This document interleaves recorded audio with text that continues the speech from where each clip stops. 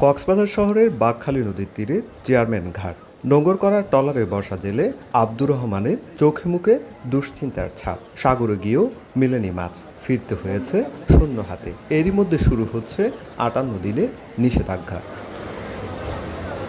নিজেকে নয়, পরিবারের ভবিষ্যৎ নিয়ে বেশি ভাবনায় তিনি। গত 5 মাস ধরে ধার দেনা করে চলছে সংসার। এখন কে দেবে ধার? জেলে জীবনে 35 বছর, কিন্তু এখনো হয়নি জেলে কার্ড। 20-25 হাজার টাকা মতন ধার দেনা হয়েছে, এখন আবার নিতে হবে। ফ্যামিলি চালাইতে লইতে নেওয়া লাগবে। 25 বছর পর্যন্ত জেলে গিরি করি আমি, আমার জেলে কাট হয় না। নিষেধাজ্ঞা শুরুর আগেই শত শত মাছ ধরার ট্রলার ঘাটে ফিরে এসেছে। বর্তমানে জেলেরা ঘাট ও স্থানীয় দোকানে বসে দুশ্চিন্তায় সময় পার করছেন। তাদের অভিযোগ, মাছের আকাল, জ্বালানি সংকট, প্রাকৃতিক দুর্যোগ, জলদস্যু উৎপাত ও আসন্ন নিষেধাজ্ঞায় তারা চরম সংকটে পড়েছেন। বন্ধতে আঙ্গ খুব কষ্ট হয়ে যায়, চলতে হিরতে, খাইতে লইতে, ফ্যামিলি নিয়ে চলতে। এখন তো মাছ ধরা সরকার বন্ধ করেছে, আমরা কোনো ফ্যামিলি কার্ডও পাই না যে আমরা ওই ফ্যামিলি কার্ডের হিসাবে চলবে।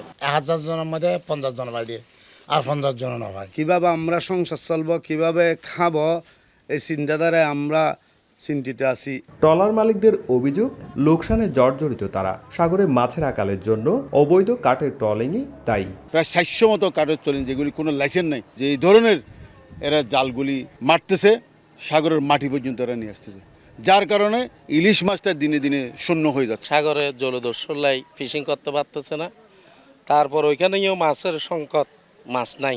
গভীর সমুদ্র আমাদের ট্রলার যাইতে পারতেছে না তেল সংকটের কারণে।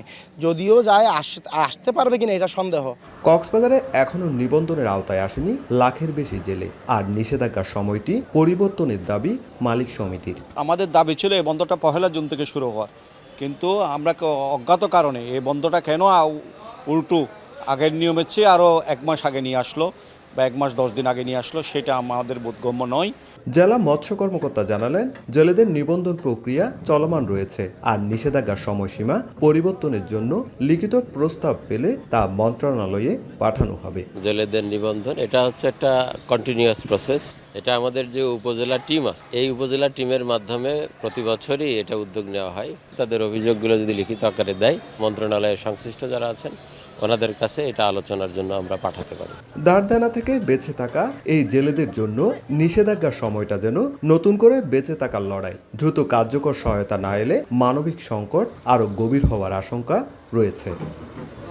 সুজাউদ্দিন রুবেল, সময় সংবাদ, কক্সবাজার।